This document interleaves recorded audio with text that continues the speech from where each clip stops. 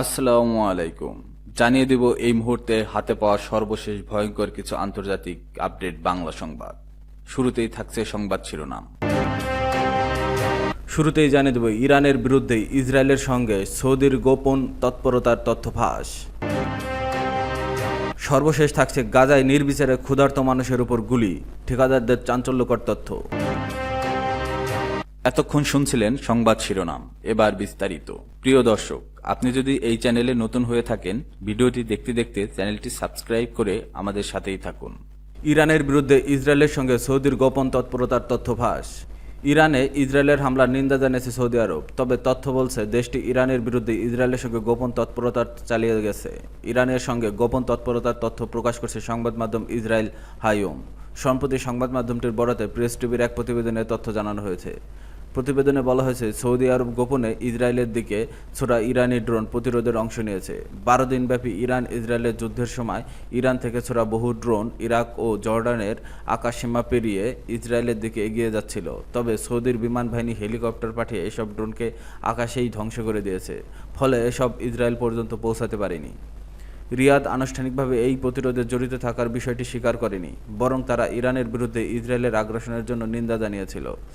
এর আগে রিয়াদের শীর্ষ কর্মকর্তারা জোর দিয়ে বলেছিল, ইরানের ভূখণ্ডে আক্রমণাত্মক কোনো হামলার জন্য সৌদির আকাশসীমা খোলা হবে না। প্রতিবেদনে বলা হয়েছে, ইরান ইসরায়েলের মধ্যকার এই যুদ্ধে সৌদি আরব ছাড়াও জর্ডান, যুক্তরাষ্ট্র, ব্রিটেন ও ফ্রান্স সহযোগিতা করছে। পুরো অপারেশনটি পরিচালনা করছে মার্কিন সেন্ট্রাল কমান্ড তথ্য সেন্টকম। সংস্থাটির কমান্ডার জেনারেল মাইক কুরিলা অভিযানে যুক্তরাষ্ট্র, ইসরায়েল ও ইউরোপীয় সামরিক বাহিনীর মধ্যে সমন্বয় করেছে।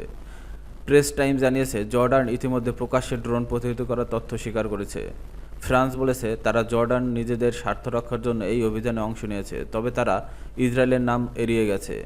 উল্লেখ্য, গত 13 জুন ইসরায়েলে ইরানে সরাসরি ও উস্কানিমূলক হামলা চালায়। এতে ইরানের উচ্চ পর্যায়ের সামরিক কর্মকর্তা, পারমাণবিক বিজ্ঞানী এবং সাধারণ নাগরিক নিহত হন। এর প্রায় এক সপ্তাহ পর যুক্তরাষ্ট্র ইরানের 3টি পরমাণু স্থাপনায় বোমা হামলা চালিয়ে যুদ্ধে প্রবেশ করে। ইরান এই আচরণকে জাতিসংঘ সনদ, আন্তর্জাতিক আইন এবং পরমাণু অস্ত্র বিস্তার রোধ চুক্তির গুরুতর লঙ্ঘন বলে উল্লেখ করে আসছে। এসব হামলার জবাবে ইরানি সশস্ত্র বাহিনী ইসরায়েলের অধিকৃত অঞ্চলে বিভিন্ন কৌশলগত স্থাপনা এবং কাতারে অবস্থিত যুক্তরাষ্ট্রের আল উইদের সামরিক ঘাঁটিতে পাল্টা হামলা চালায়। এরপর দুই দেশের মধ্যে 24 জুন যুদ্ধবিরতির ঘোষণা দেন। নিজের সামাজিক যোগাযোগ মাধ্যম ট্রুথ সোশ্যালের শেয়ার করা এক পোস্টে ট্রাম্প বলেন, ইরান ও ইসরায়েলের একটি সম্পূর্ণ যুদ্ধবিরতির চূড়ান্তভাবে সম্মত হয়েছে। প্রাথমিকভাবে এই যুদ্ধবিরতি 12 ঘন্টা ধরে চলবে। এরপরে যুদ্ধকে সমাপ্ত হিসেবে ঘোষণা করা হবে। ট্রাম্প আরও বলেন, প্রথমে ইরান যুদ্ধবিরতি করবে, পরে 12 ঘন্টা পর ইসরায়েলও আনুষ্ঠানিকভাবে এতে যোগ দেবে। মোট 24 ঘন্টা পর এই 12 দিনের যুদ্ধ বিশ্বব্যাপী সমাপ্ত হিসেবে স্বীকৃতি পাবে।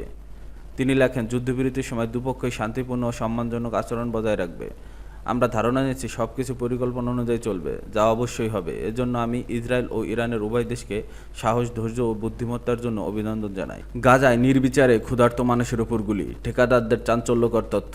গাজায় নির্বিচারে ত্রাণ প্রত্যাশীদের গুলি করছে ইসরায়েল ও যুক্তরাষ্ট্র সমর্থিত ত্রাণ বিতরণ কেন্দ্রের কর্মীরা। কোনো রকম হুমকি সৃষ্টি না করলেও তাদের একের পর এক গুলিতে ঝাঁঝরা করে দেওয়া হচ্ছে। নির্বিচারে ফিলিস্তিনের উপর গুলি চালানোর বিষয়ে চাঞ্চল্যকর তথ্য দিয়েছেন সাবেক এক ঠিকাদার। শুক্রবার 4 জুলাই বিবিসির এক প্রতিবেদনে তথ্য তুলে ধরা হয়েছে।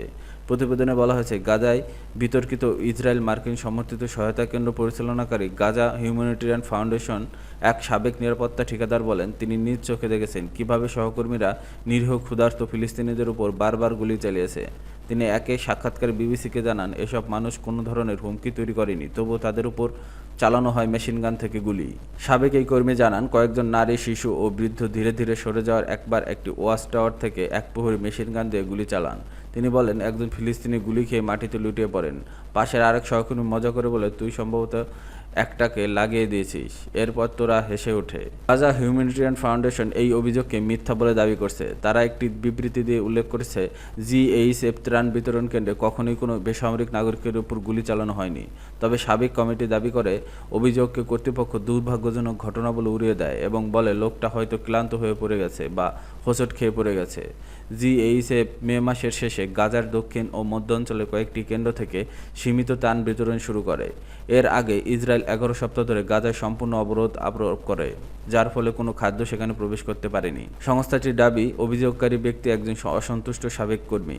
তাকে অসাধারণের জন্য বরখাস্ত করা হয়েছে। তবে কর্মীর দাবি তিনি স্বেচ্ছায় পদত্যাগ করেছেন। দাবির পক্ষে তিনি প্রমাণস্বরূপ বিবিসিকে কিছু ডকুমেন্টও দিয়েছেন। এই সাবেক কর্মী আরও বলেন, তিনি সংস্থাটির 4টি সাইটকে কাজ করছেন এবং সেখানে কোনো নিয়ম নীতির বালাই নেই। এক টিম লিডার বলেছিল, যদি হুমকি মনে করো, গুলি চালাও, মেরে ফেলো, পরে প্রশ্ন করো। প্রতিবেদনে বলা হয়েছে, চলতি সপ্তাহের শুরুতে অক্সফাম এবং সেভ দ্য চিলড্রেন সহ 170টির বেশি দাতব্য সংস্থা জিএইচএফ বন্ধ করার দাবি জানিয়েছে। সংস্থাগুলো বলছে, ইসরায়েলি বাহিনী এবং সশস্ত্র গোষ্ঠীগুলো নিয়মিত ত্রাণ প্রত্যাশী ফিলিস্তিনিদের উপর গুলিবর্ষণ করছে।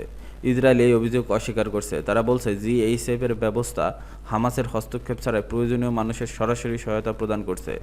জিএইচএফ জানায়, তারা 5 সপ্তাহে 52 মিলিয়নের বেশি খাবার বিতরণ করেছে।